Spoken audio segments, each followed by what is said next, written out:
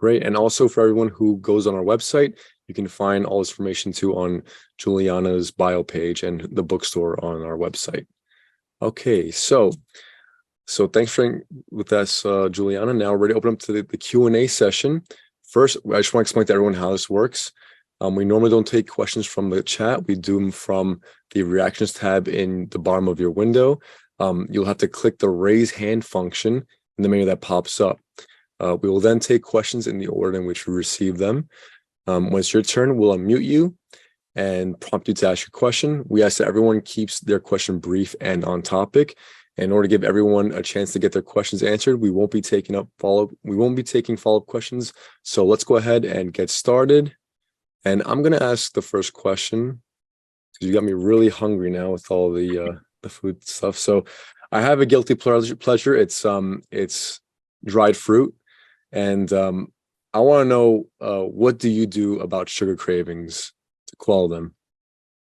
Oh, it's a great question. Thank you, John. I would say that if you're not trying to lose weight, dried fruit is perfectly fabulous, right? It's a great to-go food. Fruit is the perfect to-go, nature's to-go food. And I would never tell someone not to have it. And I think it's great for someone that's having sweet cravings to go for fruit, of course, because it's a whole version of sweet.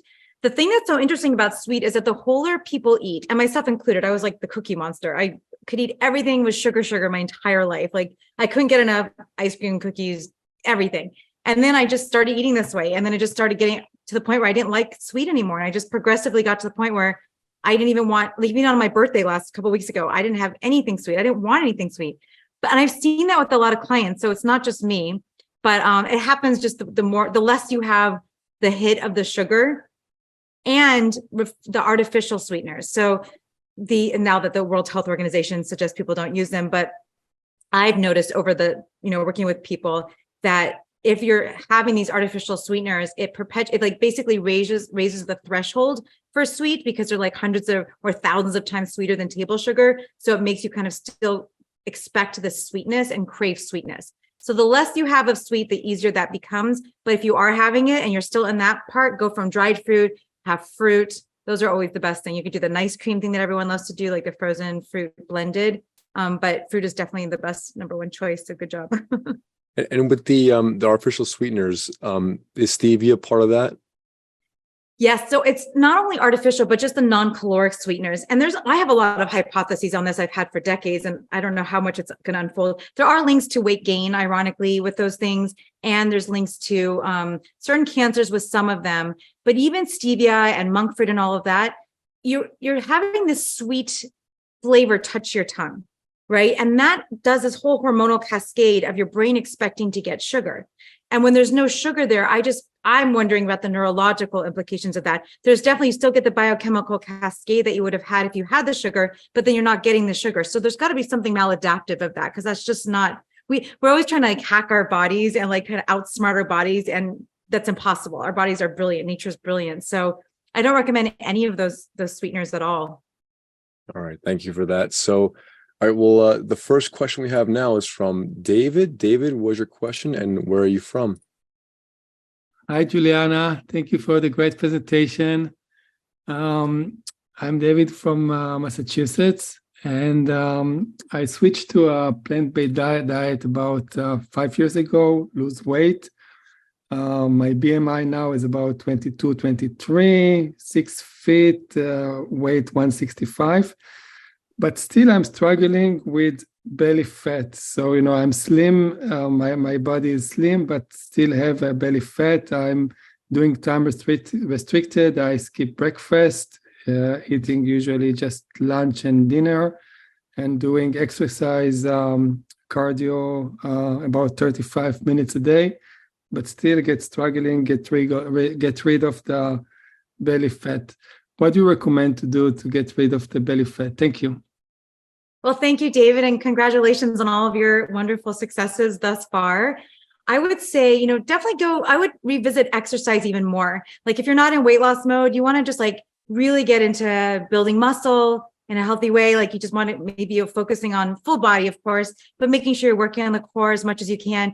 But you may consider that maybe there's a few extra pounds. If it's really fat, like, if you touch the back of your hand It just like everyone do this. It's so fascinating. Touch the back, you grab skin off the back of your hand. It's very thin, like there's not a lot of fat there, right? Now grab where you tend to carry fat. I'm grabbing, my hip or whatever. And you feel the difference, right? So if you feel that, because it could also be bloating. That's the other thing with the stomach area.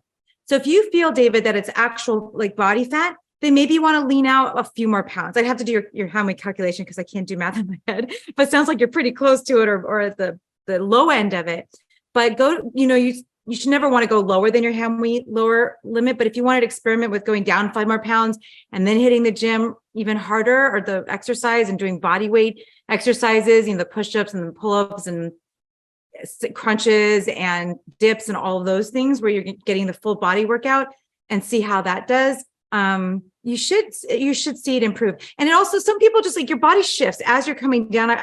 It's very interesting. Like most people kind of have the same body shape and it just gets smaller and smaller. And then as you're leaner, you get to notice the little intricacies and then get frustrated with them. Like it sounds like it gets to be, right?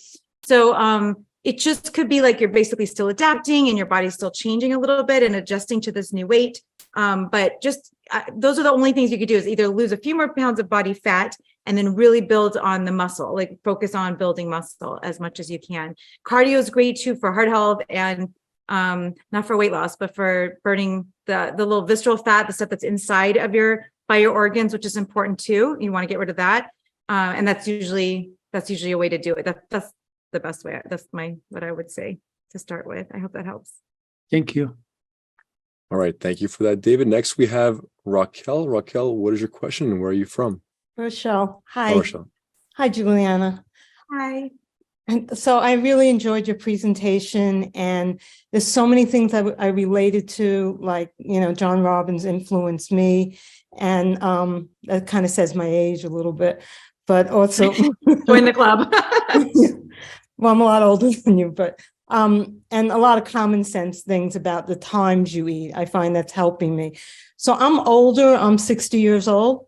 So I find that, I used to be like 100, like you were saying, to be your height plus, like 125 pounds. I'm like the same height as you. So now that I'm older, I never get that flat stomach again. And I'm wondering what I should be eating in my diet to get there, if I can get there.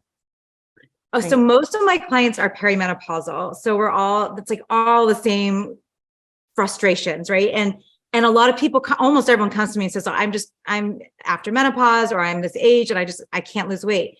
Well, I know that you're not broken. And I know if I looked at your food journal and I could help you with the food, or you could help you by looking at the food journal, you could always tweak your diet to get the same weight loss results that anyone can. Because I've tested this in so many people in the same category.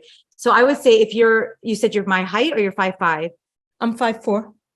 So like 120 plus or minus 10%. So if you're not around there, then you want to get closer to there because you're going to lose. You can't spot reduce is what I'm saying. And I was saying that basically trying to say it to David too. You can't spot reduce one spot. So if you've noticed that you have more body fat, then you want to do this and reduce your body fat with diet. But if you're at a good healthy weight in that range, then you either can reshape your body with exercise slightly. We still have genetics to contend with, and it's a lot harder to build muscle after age of 20, 25, especially for women. But you can't spot reduce. So if you think you need to lose the belly, then I would consider, if you're not under the minus 10% of 120, so is that 112, something like that, then you can just lose a few more pounds and see if that changes things for you. But unfortunately, we can't just choose where we lose or gain body weight. It just that's our genetic profile. Okay, thank you. So like I'm 135 pounds, so I exercise all the time, but I guess it's just changing diet a little bit, Yeah, I would definitely focus on the weight loss and get to try 125 and see how that feels. That would probably do it for you because those last 10 pounds, it's going to show up. And if that's where you tend to hold fat, that's where it's going to show up and that's where it'll disappear from. But again, it's not the exercise. It's less exercise and focus on, it's almost like go into hibernation mode. I always tell my clients, I'd rather you be Netflixing and chilling than, exercising because that's going to get you to your goal faster. And it sounds crazy. You just want to be like relaxed and calm and rest and take care, just do the minimal that you have to do. And just focus on eating as little as you can to keep everything going, your GI tract going and your energy going. But it's a game. It's mental gymnastics to lose weight, but you just have to want it and you can do it. But the exercise is not going to help with that. It'll help build and shape your body. So I would start there. Thank you so much. Yeah, good luck. Thank you, Juliana. Next, we have Mona. Mona, what was your question and where are you from? I'm from Savannah, Georgia. Hi, Juliana. Hi. My question is kind of two-part. Like, I am struggling getting the rest of the weight off. I've done this for a year now, and I would say the first 11 months I was super strict, right on point with everything. And I've kind of like slipped up because I've gotten a little upset about it. That my weight just seems to like be stuck at the 120, 122 mark mostly, and I'm 5'3". I do walk, I do garden. I have a huge garden that I'm in almost every day. And then on one of the conferences, somebody had talked about adding oil. Well, I don't use oil, but I did start adding some flaxseed in my smoothie in the morning, which is all green except for one orange. And my salad, I add a little avocado, but not a lot. So do you think that those two tweaks might help me lose or gain? I'm worried about gaining, actually. Yeah, no, well, first of all, it sounds like you're at a healthy weight and you did a good job. I mean, that's like a really good, that's right in your ham weight, like right in the average. But you said one thing that this is what I think it is. If you don't want to gain, I would avoid smoothies. And I was a smoothie queen. I was doing videos of those 15 years ago, green smoothies, but it's pre-digested and it doesn't satiate. So it's not a friend when you're trying to lose. It could work in maintenance, especially if you're very active, but, and flaxseed is great. Again, I want you to have 1 to 2 ounces of nuts and seeds a day for your nutritional benefits and for the weight management benefits. But more than that is not good anyway, because you're going to end up with a little bit too much saturated fat, because there is a little bit of saturated fat in nuts and seeds. And you can, if you're eating too much of it, that could be a problematic down the line. I definitely don't recommend oil. No one needs oil unless you're really in a calorie deficit and you need more calorie. Or if your weight is stable and your cholesterol is normal, then you could probably get away with some oil, but nobody needs oil. It's not going to help anything. I mean, maybe some flavor from a chili oil. What? Thank you. I prefer to get to the 115 pound mark. I just think I would feel better. I'm off all meds now. I was on the trifecta of 3 meds that everybody seems to take. And it's good to be off of those. And my blood pressure is normalized. But I would still feel better if I could just get to 115. Well, Mona, congratulations. That's extraordinary. Like, that is so wonderful. Like, you are doing everything right. So if you want to get down to 115, that's still in a healthy range, then just cut out the smoothies and try there's something called diet fatigue, and it is real. And the people that, fortunately, you're not there, but people that have to lose 100 pounds, it's a long road, right? And the fatigue gets real and it gets hard for a lot of people. And so if you maybe you just need a little break and just stay into maintenance for a little while, and now it sounds like maybe you're ready to dive in again and get those last 5 or 7 pounds off, you could do it. Just go back into this mode, create enough of a deficit so the scale goes down, take your multivitamins so you're covering your bases, and I wouldn't do smoothies right now. Okay, I'll cut the smoothies. Thank you. Good luck. Keep up the good work. I want to piggyback off of that. So are smoothies healthy? Do they concentrate sugar and destroy nutrients? What's the deal about smoothies? Well, okay, so a smoothie is there's a whole laundry list of things that could manifest within just the word smoothie. So yes, you could absolutely make a healthy smoothie. Lots of greens, some fruit, some whole, seeds or nuts, whatever. You can make a very healthy smoothie. You can make a very unhealthy smoothie, with lots of powders and potions and protein powders and sugars and, all the things. So within that framework, so let's just say you're picking a very healthy smoothie, right? A very green, very vegetable heavy green and some fresh fruits or whatever I just described before. It is healthy. But if you're trying to lose weight and you can concentrate. So I used to make these videos with my big blender, and I would blend so much into that thing, all the frozen fruit and all the greens. I mean, I was so proud of it. I remember I have this video where I'm like mashing it in. I was so proud of myself getting all, and it's a great, by the way, for people that hate vegetables, is a great segue into eating more vegetables because you can't taste them. But that's like, I remember calculating, it was like 1,000 calories. And I was barely full at all because it's pre-digested. The blender does all the work for you. So you're not doing any of that, chewing and what happens in the stomach with it expanding and having to be, poured down with the stomach acid. And it's pre-digested, so it goes right through you. So for weight loss, it is not a friend. But my clients that come to me that are athletes or trying to gain weight, that's the first thing I recommend is add in some smoothies because you can get more in for less satiety and you get all that nutrition because it's a lot of nutrition. It's also a lot of calorie. Depends on your goals.